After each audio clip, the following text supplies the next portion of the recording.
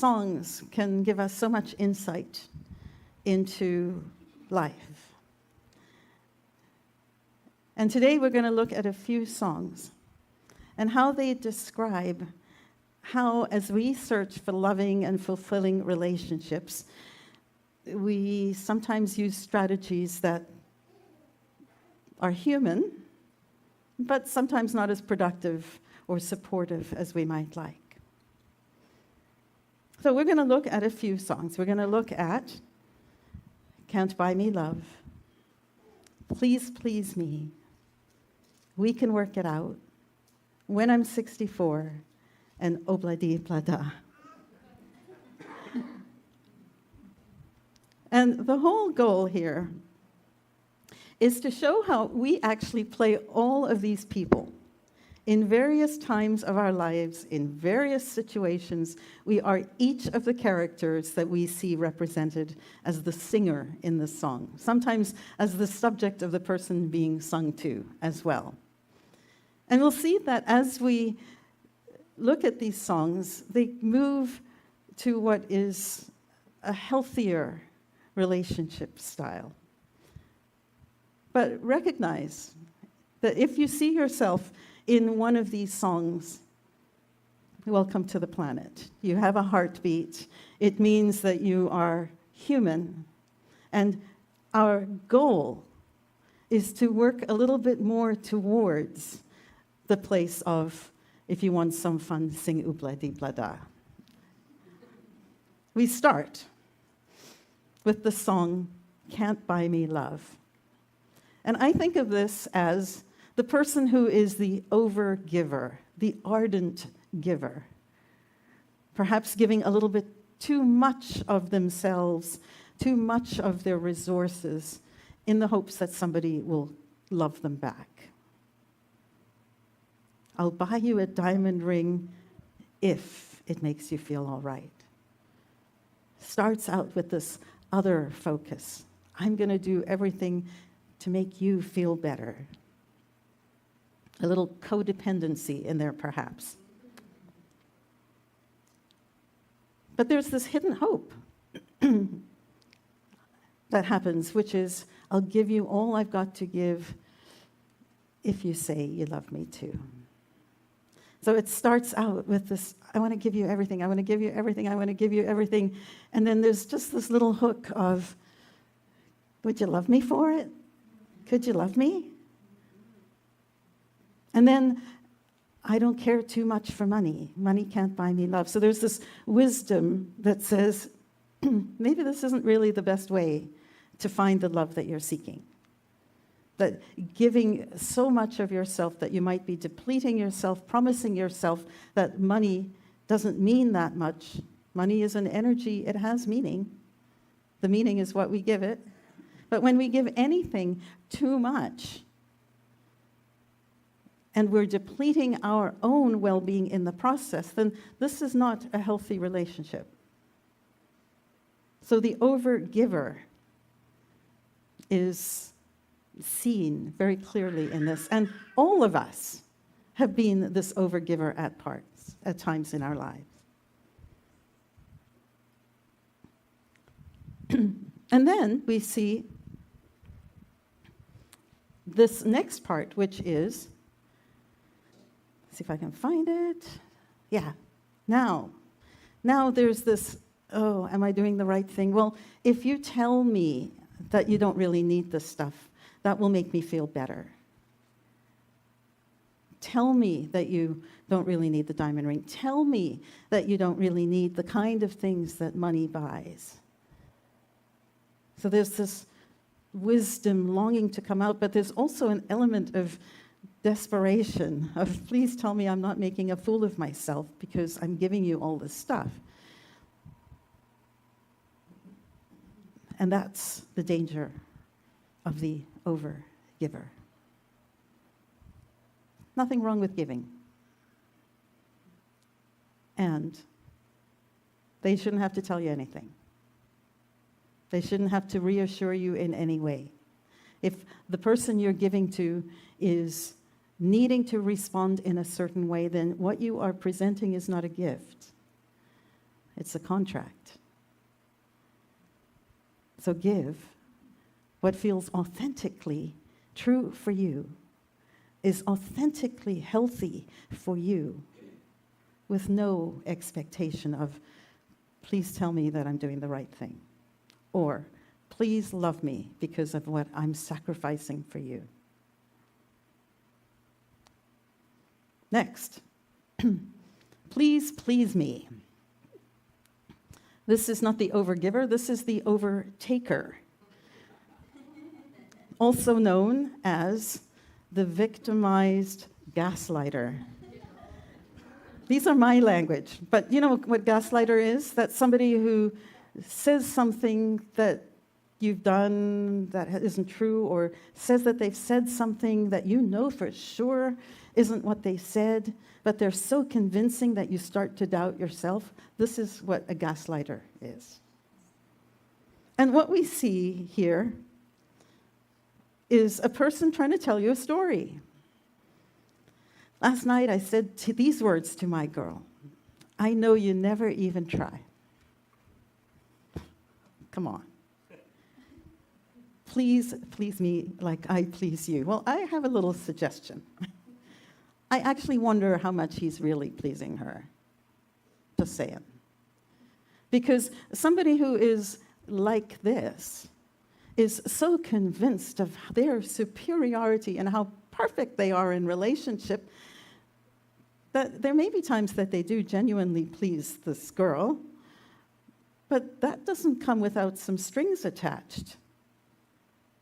And the strings are, please me like I please you.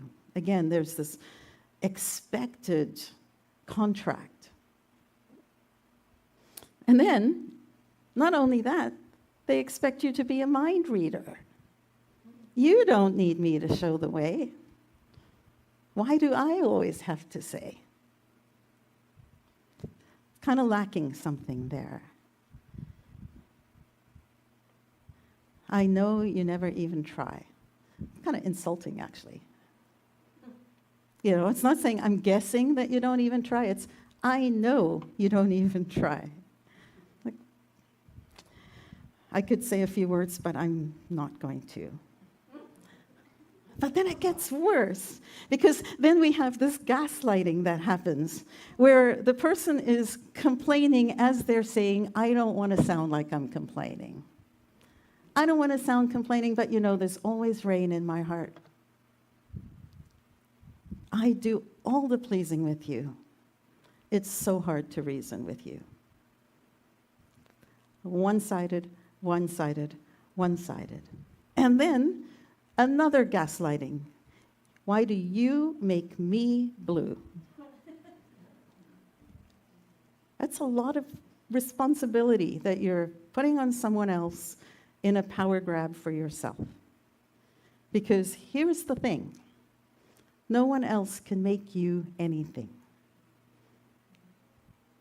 When someone does something, it can lead you to feeling a certain way.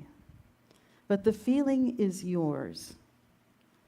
So why do you make me blue? You're giving away all your power, for one thing. And for another, you're expecting this person to be something they're not. So, not a great place to be. And we've all been there. We've all been the person who is the victimized. Maybe not so much the gaslighter, who knows, but even that at times. The person who has said, I do everything, you never do anything. I'm not pointing at Walt, he just happens to be sitting there.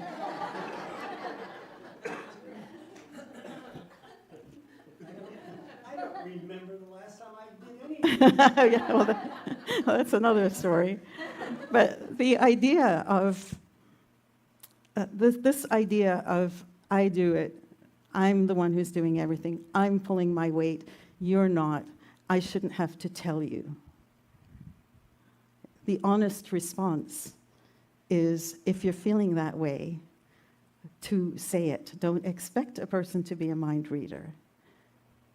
And question the assumptions you make about the reasons that people aren't in the same space in giving or taking as you. Because chances are they're giving in a different way. One-sidedness does not work. So don't be an over-giver. Don't be an over-taker.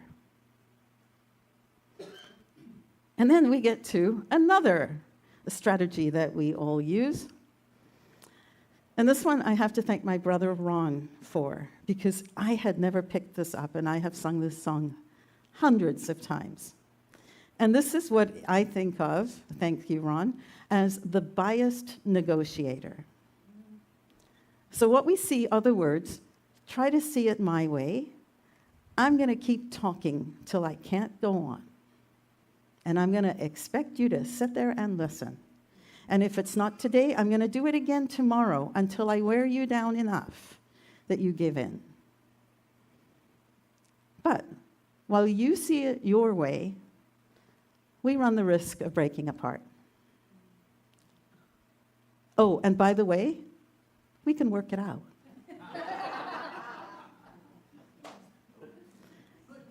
And then it goes on. Think of what you're saying. You can be wrong and you can think it's right. There's no I in that sentence. But think of what I'm saying, and maybe we can work it out. And if we can't work it out, we can't get it straight, we're going to say goodnight. And by the way, we can work it out.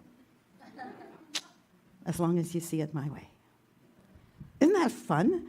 Have you ever seen that in those lyrics before? I'm like, wow, that is so clever. And then, life's short, man. There's no time for fussing and fighting. It's a crime to fuss and fight.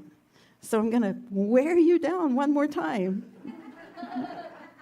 and say, try to see it my way. That's how we're going to work it out. And we've all done it. So just catch yourself. If you find yourself as this character of my way is right, your way is wrong, and if it's not going to be my way, then it's going to be the highway. Instead, consider the idea of, if it's not going to be my way, I'm going to move to the other side of the couch until we can figure it out, and maybe we'll talk about it. And that brings us to a slightly more, actually a much more, healthy relationship scenario, and that is when I'm 64. And with this one, we see this shared vision that one person is asking the other one for their permission and their buy-in. And there's some really neat elements in this song as well. We see this romance first.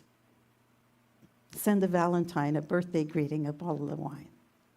Don't forget the romance. And if you're in a non-romantic relationship, build romance into whatever relationship you have. Bring flowers, bring gifts. It does not have to be limited to a romantic relationship. And then ask a question. The idea of, let's build this vision together. Are you willing to be with me when I'm 64?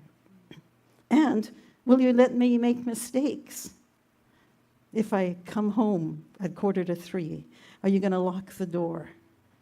Or can we still be in a relationship together, even though I'm going to make inevitable missteps?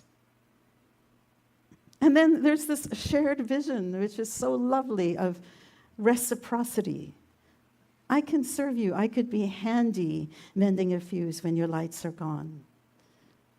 You can knit a sweater by the fireside. Maybe on Sunday mornings we could go for a ride and we'll do the gardening together, and who could ask for a better picture than that? Are you in? And the are you in comes in a desire for honest clarity. Send me a postcard, drop me a line. state your point of view, indicate precisely what you want to say. Give me your answer. And then, if the answer is yes, think of what we can create. Because, oops, one more. Because you'll be older too. So we can create this vision that includes scrimping and saving so we could go for an annual vacation on the beach. This vision includes grandchildren on your knee. Are you in? Will you still need me? Will you still feed me when I'm 64? It's pretty when you think of it. And then we move to the most interesting and for many people, the least favorite song by the Beatles. And that is Obladi-Ba-Da. And yet, it has wisdom too. Because with this song, we see not just this shared vision, but also an idea of remaining independent while remaining connected with each other. We see the song start with Desmond being a person in the marketplace, maybe selling fruit and vegetables. Has a barrow in the marketplace. Molly is a singer in the band. Presumably, somewhere along the line, maybe at the bar, maybe at the marketplace, they meet. And he says he likes her. He likes her face. He buys her a ring, they get married. They build a home, sweet home. And there's that shared vision, a couple of kids running in the yard. And Molly's song is Obladi, Oblada, life goes on. Life goes on. And life goes on. And we see that in a couple of years, they have a home, they have children, and their shared vision continues. Desmond continues in the marketplace, and now the kids are allowed to play with him in the marketplace. And Molly continues to sing in the band. So you sort of get this idea of stability of family. And then the twist. The twist at the end of the song, which maybe you've picked up on if you're familiar with the song, and maybe you haven't. But the twist is, from verse 2 to the end, the third verse, there's only 3. The second verse, it says, happy ever after in the marketplace, Desmond lets the children lend a hand. Molly stays at home and does her pretty face. And in the evening, she still sings it with the band. Verse 3, happy ever after in the marketplace, Molly lets the children lend a hand. She's in the marketplace. Desmond stays at home and does his pretty face. And in the evening, she's a singer with the band. Now, we don't actually know who the she is. Could be Molly, could be Desmond. Expressing differently. Ultimate acceptance.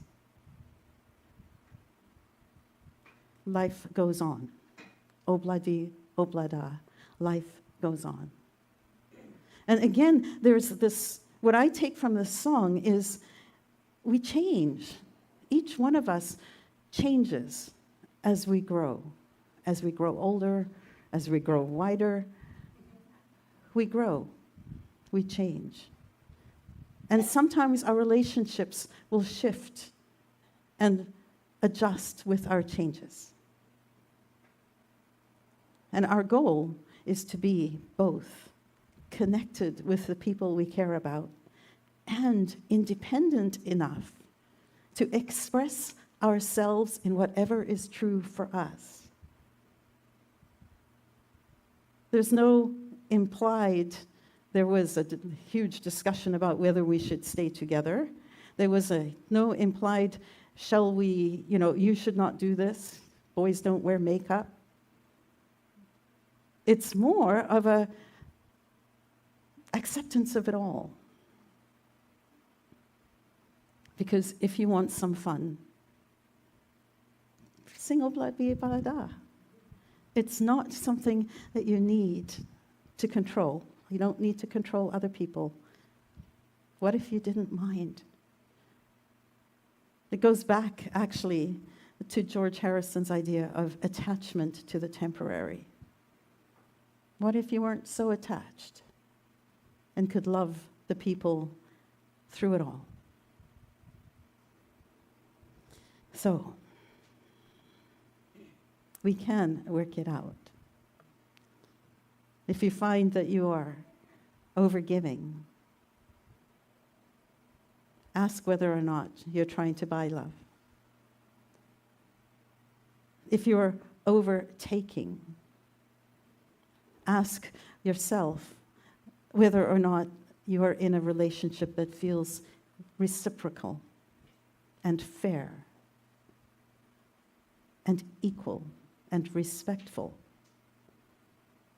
The give and the take. We can work it out, but only if we have honest negotiation. Instead, give and take, which we see in this shared vision of when I'm 64. Drop me a postcard. State your point of view. Will you still need me? And accept the answer. And finally, allow for change. Because if you want some fun, sing Obladi Blada. I bless you.